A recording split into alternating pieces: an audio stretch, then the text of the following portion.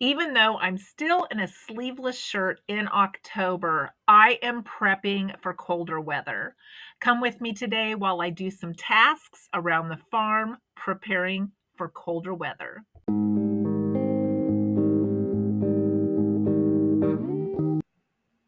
I'm working up some of my garden growth for freezing today. I've been doing a little bit of it every single day as my back allows. It is a very rewarding task. I know when I get ready to cook this winter, all I have to do is just grab a handful of onions out of the freezer. They're already chopped, they're fresh, they're organic, and I can just throw them into whatever I'm cooking, and it will save me tons of time later on this winter. Just 5 minutes of gardening, they say, improves both your self esteem and your mood. I believe that. A little patch of earth is known to make you more tranquil, more generous, and more hopeful, and it satisfies our connection to life. I am just so in love with gardening. This never used to be something that I really loved. I liked it as a child. I liked to watch things grow. I had so many years when I was working that I just didn't have time to do anything like this. I tried it a couple of times, but then when things did grow, I didn't have time to process them. Now it's part of my regular routine. I even have an inside winter garden, and I love just being outside and watching my stuff grow and then picking it and knowing that it is fresh, that it had no chemicals on it, and that I actually produced it myself. My freezer is full, starting out the winter with things that I can use when I'm cooking, and it's part of my normal prepping practices. This is just one onion that I harvested, that I grew myself from that little bundle you buy in the store. This is why I only process like one per day, because look how much onion I got from just one.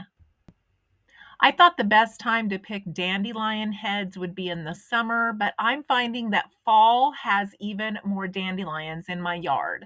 I've been picking them, taking off the yellow petals so that I can freeze them in 3/4 of a cup baggies so I can make my husband's gluten-free dandelion bread this winter. I can link that video at the end on how to make it if you're interested. I've been doing a lot of things around the house to prepare for the holidays. We have 14 people as of right now coming for Thanksgiving. So we rearranged the table in the living room this past weekend, and my husband helped me. I've also been doing some painting in some of the back bedrooms. These are rooms that we do not heat during the winter unless we have company. And the best time for paint to dry is when it's warm outside. And we haven't had much rain, so the dry climate also helps it dry. I've also been getting down cobwebs, doing dusting, all of those fun things. And this past week, I went through my Halloween decor boxes that I had stored, and I donated a bunch of that. And I actually posted a few of the old outfits on eBay for sale. So far, our October weather has been mild. So I am dedicating a lot of this month to getting into some of the storage areas that I have that are not heated, going through things and getting rid of stuff. I have a lot of the things in the house already sorted through, but even in the house, we do not heat the upstairs. We only heat our bedroom upstairs. We don't heat two of the back bedrooms. So there's only limited areas that I can work on to declutter during the winter. And those areas have already been done for the most part, unless I make a second sweep. So I'm going through some of these outbuildings that I have and sheds of things that need decluttered before the weather gets too cold for me to do it. And while I was decluttering, someone decided to steal my box. Hey Yogi, can I have my box back, please? And I cannot hang clothes on the line without giving Brownie a couple of treats. He expects it, he waits for it, and he is always so thankful. And the minute he eats those, he is off and about to go explore on his 5.5 acres.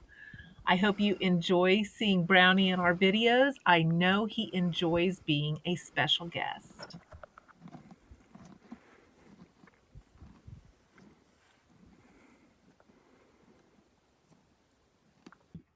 This is a plastic barrel that some of the cats like to hunker down in the winter. We also open our garage to them, but not all of them get along or want to be in the same place. So I usually put a blanket in the bottom, and this year I added some of the carpet that we pulled up from the bathroom to make it a bit more cozy. As the colder weather rolls in, a lot of us get the instincts to start making comfort food. A lot of stews and soups and casseroles, but I also make some regular comfort meals. And some of those can be frugal. So let me show you how I turned 2 pieces of ham steak into 4 meals in a very frugal way next. I purchased these 2 rather thick ham steaks for $3.50. Yes, food costs that much and they were on sale. So let's make some frugal meals with these. I'm going to process 3 medium potatoes and peel them and slice them.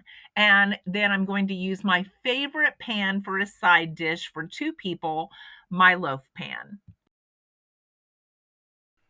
I'm going to spray my pan really well, and then I'm going to take my sliced potatoes and I'm going to spread them in the pan as evenly as possible for baking. Have you figured out what I'm making yet? It is a convenience food that we buy in the store, and I think they're like $1.50 a box, and they're so cheap to make. It is scallop potatoes. So I just want to show you today how easy it is to throw these together. Just as easy as opening that box and measuring the ingredients, and they taste so much better. I'm going to throw in a handful of my green onions and some frozen thyme from my daughter. I freeze the homegrown thyme in baggies and then it just slides right off the stem.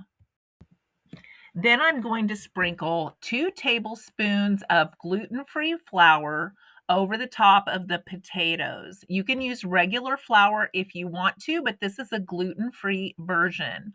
I'm also going to add my spices. And this is where you can really get creative and make it different every single time. You could add cheese, you could add paprika, you could add Old Bay, anything you want. But today I'm going to add parsley and I'm going to add garlic salt.